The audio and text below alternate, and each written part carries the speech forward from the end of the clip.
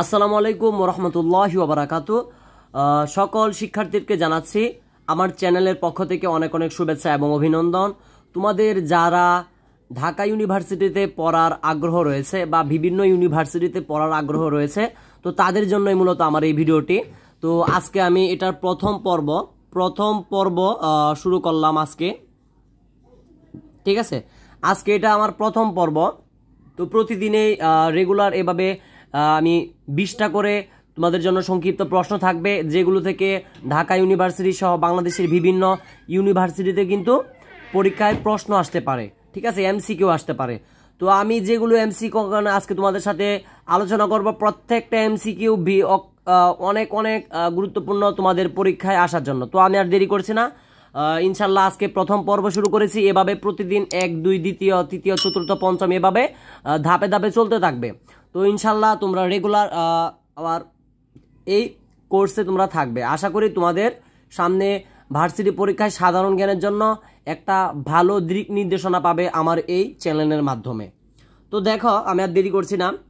1 নম্বর এখানে দিয়েছি, দেশে ইন্টারনেট চালু হয় কবে? দেশে ইন্টারনেট অর্থাৎ আমাদের বাংলাদেশে সর্বপ্রথম ইন্টারনেট চালু হয় 4 জুন 1996 সালে। আমি আশা করি এই ক্লাসটার পরে যাতে এগুলো কেউ না ভুলে। 4 জুন 1996 সালে বাংলাদেশে প্রথম ইন্টারনেট চালু করা হয়। তো 2 নাম্বারটা দেখি। 2 নাম্বারটা এখানে রয়েছে, বাংলাদেশের কোথায় শীতল পানির ঝর্ণা আছে? এটার উত্তর হবে কক্সবাজারের হিমছড়ি পাহাড়ে। অর্থাৎ বাংলাদেশের কোথায় শীতল পানি অর্থাৎ ঠান্ডা পানির ঝর্ণা আছে, এটার উত্তর হবে কক্সবাজারের হিমছড়ি পাহাড়ে। তারপরে দেখি আমরা 3 নম্বরে রয়েছে আর একটা 3, মশলা গবেষণা কেন্দ্র কোথায় অবস্থিত? উত্তর হবে বগুড়া জেলায়। মশলা গবেষণা, আর এখানে মশলা নিয়ে গবেষণা করে, সেটা বগুড়া জেলায় অবস্থিত। তো 4 নম্বর লিখেছি, বাংলা নববর্ষ পহেলা বৈশাখ চালু করেন কে? অর্থাৎ আমরা যে পহেলা বৈশাখ পালন করি সেটা চালু করেছিল সর্বপ্রথম কি? উত্তর হবে সম্রাট আকবর, ঠিক আছে। তো তারপরে দেখি আমরা 5 নাম্বার, ওয়ারি বটেশ্বর কোথায় অবস্থিত? উত্তর হবে নরসিংদী। ওয়ারি বটেশ্বর কোথায় অবস্থিত? নরসিংদী। তারপরে দেখি আমরা 6 নাম্বার লিখেছি, ঢাকার প্রথম মসজিদ কোনটি? ঢাকার প্রথম মসজিদ হলো বিনোদ বিবির মসজিদ, নারিন্দা, ঢাকা। বিনোদ বিবির মসজিদ, ঠিক আছে, এটা কি উত্তর হবে? বিনোদ বিবির মসজিদ, নারিন্দা, ঢাকা।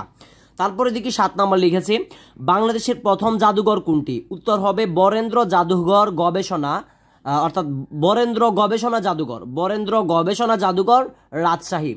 আমি আশা করি যাতে আজকে আমার ভিডিওটা দেখার পর কারো এই কথা না বলতে হয় যে মনে থাকবে না, আমি তাই কিন্তু বারবার রিপিট করে তোমাদেরকে শোনাচ্ছি। ইনশাল্লাহ এইগুলো যদি প্রতিদিন আমার সাথে তোমরা যদি যুক্ত থাকো এবং প্রতিদিন যদি প্রত্যেকটা পর্ব যদি দেখো, যেহেতু আজকে আমি প্রথম পর্ব শুরু করেছি, প্রতিদিন 20টা করে তোমাদের জন্য এমন সংক্ষিপ্ত প্রশ্ন থাকবে যেগুলো তোমার পরীক্ষার জন্য খুবই উপকারী। এবং প্রতিদিনের যে পর্বগুলো দিব ধাপে ধাপে ইনশাল্লাহ যতগুলো পর্ব দেওয়া যায় দেওয়ার চেষ্টা করবো, প্রত্যেকটা পর্বই তোমরা দেখার চেষ্টা করবে। তো আমার চ্যানেলের ভিতর ঢুকেই তোমরা কিন্তু টার্গেট ইউনিভার্সিটি বা ঢাকা ভার্সিটি নামে একটা প্লেলিস্ট থাকবে, এখানেই তোমরা সবগুলো পর্ব পেয়ে যাবে। তো আজকে তো প্রথম পর্ব, তোমাদেরকে আগেই বলেছি। তো তারপরে দেখো 8 নাম্বার, বাংলাদেশের প্রথম জেলা কোনটি? উত্তর হবে চট্টগ্রাম জেলা। আর এই চট্টগ্রাম জেলা 1666 সালে প্রতিষ্ঠিত হয়েছিল। দেখো কত বড় ইম্পর্টেন্ট, বাংলাদেশের প্রথম জেলা কোনটি? যারা না জানে তারা কিন্তু বলবে যে ঢাকা জেলা। এটা ঢাকা জেলা কখনোই হবে না। বাংলাদেশের প্রথম জেলা উত্তর হবে চট্টগ্রাম জেলা এবং প্রতিষ্ঠিত হয় 1666 সালে। 9 নাম্বার, 1971 সালে বাংলাদেশের কতটি জেলা ছিল? 1971 সালে অর্থাৎ আমরা যখন মুক্তিযুদ্ধ হয়েছে, আমাদের দেশে যখন যুদ্ধ হয়েছিল 71 সালে, তখন আমাদের বাংলাদেশে 19টি জেলা ছিল। তো তারপরে দেখো 10 নাম্বার দিয়েছে, 1971 সালে বাংলাদেশের কয়টি বিভাগ ছিল? 1971 সালে বাংলাদেশে বিভাগ ছিল কিন্তু 4টি। তার মধ্যে 4টি যে ছিল ঢাকা, চট্টগ্রাম, রাজশাহী এবং খুলনা। 1971 সালে বাংলাদেশের বিভাগ ছিল কিন্তু 4টি, ঢাকা, চট্টগ্রাম, রাজশাহী, খুলনা। এবং বর্তমানে আমাদের দেশে কিন্তু জেলা আছে 8টি। আর বাকি যে রয়েছে তোমার বরিশাল বিভাগ রয়েছে, রংপুর বিভাগ রয়েছে, সিলেট বিভাগ রয়েছে, ময়মনসিংহ বিভাগ রয়েছে, এগুলো কিন্তু 1971 সালের পরে হয়েছিল। তো প্রথম কিন্তু 4টি ছিল 1971 সালে। তারপরে দেখি আমরা 11 নম্বর, বাংলাদেশের প্রথম ক্যাডেট কলেজ কোনটি? বাংলাদেশের সর্বপ্রথম যে ক্যাডেট কলেজ রয়েছে এটা কত সালে প্রতিষ্ঠিত হয় বা কোনটি? উত্তর হবে ফৌজদারহাট ক্যাডেট কলেজ, চট্টগ্রাম, 1958 সালে প্রতিষ্ঠিত হয়েছিল। তো 12 নাম্বার, বাংলাদেশের বৃহত্তম বিলের নাম কি? বাংলাদেশের বৃহত্তম বিলের নাম হলো চলন বিল। চলন বিল হলো বাংলাদেশের বৃহত্তম বিল। 13 নাম্বার, বাংলাদেশের প্রথম রাবার বাগান কোথায় বাংলাদেশের প্রথম রাবার বাগান করা হয় কোথায়? উত্তর হবে রামু, কক্সবাজার। 1961 সালে বাংলাদেশে প্রথম রাবার বাগান করা হয় রামু, কক্সবাজার। ঠিক আছে, 1961 সালে, অনেক ইম্পর্টেন্ট। 14 নাম্বারটা দেখি। তারপরে বাংলাদেশের জাতিসংঘের কততম সদস্য? ভেরি ভেরি ইম্পর্টেন্ট কিন্তু এই প্রশ্নটা মাথায় রাখতে হবে। বাংলাদেশ জাতিসংঘের কততম সদস্য? উত্তর হবে 136তম সদস্য। আমি আশা করি আজকের ভিডিওটা দেখার পর কিন্তু এই যে আজকের সংক্ষিপ্ত প্রশ্নগুলো কেউ ভুলবে না, কারণ আমি প্রত্যেকটা প্রশ্ন কিন্তু খুব ভালো করে বোঝানোর চেষ্টা করছি। ঠিক আছে, প্রতিদিনই যে পর্বগুলো ইনশাল্লাহ দিব, প্রতিদিনই এই সাধারণ জ্ঞান নিয়ে প্রত্যেকটি পর্ব ইনশাল্লাহ দেখবে তোমাদের ভার্সিটির জন্য কিন্তু খুবই একটা ভালো প্রিপারেশন হয়ে যাবে অল্প অল্প সময়ে। তোমরা তো অযথা অনেক ফোন টিপো, তো আমি আশা করি যে তোমরা যদি 5 থেকে 10 মিনিট সময় যদি এগুলোর পিছনে দাও, তাহলে আমি আশা করি যে তোমাদের ভার্সিটির জন্য সাধারণ জ্ঞান খুবই ইজি হয়ে যাবে। তারপরে দেখি 15 নাম্বার, আয়তনে বাংলাদেশের বৃহত্তম থানা কোনটি? উত্তর হবে শ্যামনগর থানা, সাতক্ষীরা। মানে আমরা যে থানা বলি বাংলাদেশের মধ্যে আয়তনে, অর্থাৎ যে জায়গাটা রয়েছে আয়তনের মধ্যে সবথেকে বড় থানা হলো শ্যামনগর থানা, আর এই শ্যামনগর থানাটা সাতক্ষীরা জেলায় অবস্থিত। তো আরেকটা কথা তোমাদেরকে বলে রাখি, যেটা আমার বলার ইচ্ছা ছিল না, তারপরে বলি, সাতক্ষীরা জেলায় কিন্তু বাংলাদেশের যে ক্রিকেটার, বাংলাদেশের গর্ব মুস্তাফিজুর রহমানের বাড়িও কিন্তু সাতক্ষীরা জেলায়। ঠিক আছে, তো 16 নাম্বার দেখি, আয়তনে বাংলাদেশের বৃহত্তম সিটি কোনটি?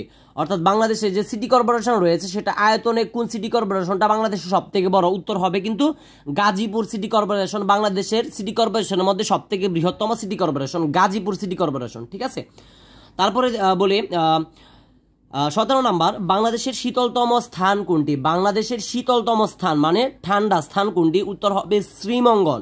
শ্রীমঙ্গল জেলা হলো মৌলভীবাজারের শ্রীমঙ্গল বাংলাদেশের শীতলতম স্থান। 18 নম্বর দেখি, আনন্দ বিহার কোথায় অবস্থিত? আনন্দ বিহার কোথায় অবস্থিত? উত্তর হবে ময়নামতি, কুমিল্লা। ময়নামতি, কুমিল্লা আনন্দ বিহার অবস্থিত। 19 নম্বর দেখি, বাংলাদেশ কবে জাতিসংঘের সদস্য পদ পায়? বাংলাদেশ কবে জাতিসংঘের সদস্য পদ লাভ করে বা পায়, যেটাই বলো না কেন, উত্তর হবে 17 সেপ্টেম্বর 1974 সালে বাংলাদেশ প্রথম জাতিসংঘের সদস্য পদ পায়। আর একটু আগে কিন্তু বলেছিলাম যে বাংলাদেশ জাতিসংঘে কততম সদস্য? উত্তর হবে 136তম সদস্য। এবং কত সালে বাংলাদেশ জাতিসংঘের সদস্য লাভ করে? 17 সেপ্টেম্বর 1954 সালে। তারপরে দেখি সর্বশেষ এমসিকিউ আমি যেটা দিয়েছি 20 নাম্বার এমসিকিউ, অর্থাৎ 20 নাম্বার সংক্ষিপ্ত প্রশ্ন। ময়মনসিংহের পূর্ব নাম কি? ময়মনসিংহের পূর্ব নাম হলো নাসিরাবাদ। ময়মনসিংহের পূর্ব নাম কি? নাসিরাবাদ। ইনশাল্লাহ আজকে এতটুকুই থাকবে, যেগুলো ইনশাল্লাহ বলেছি। তোমাদের যদি আবারও মন চায় ভিডিওটা দেখতে পারো বসে, কারণ আমার এই ভিডিওটা দেখার মাধ্য দিয়েই কিন্তু তোমাদের মাথায় এগুলো গেঁথে থাকবে, আমি বলতে পারি। খুবই ইম্পর্টেন্ট এই সংক্ষিপ্ত প্রশ্নগুলো তোমাদের ভার্সিটিতে এমসিকিউর জন্য অনেক অনেক গুরুত্বপূর্ণ। আমি যেগুলো বেশি গুরুত্বপূর্ণ সেইগুলোই কিন্তু এখানে লেখার চেষ্টা করেছি। তো আজকে যেহেতু প্রথম পর্ব,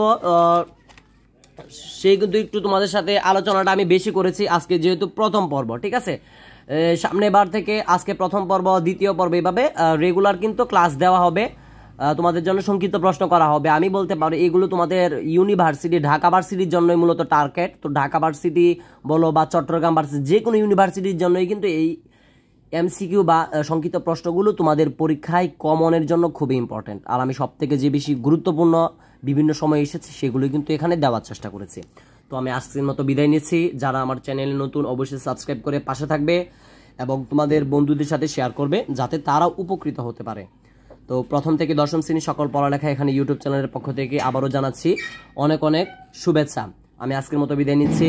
আসসালামু আলাইকুম ওয়া রাহমাতুল্লাহি ওয়া বারাকাতুহু।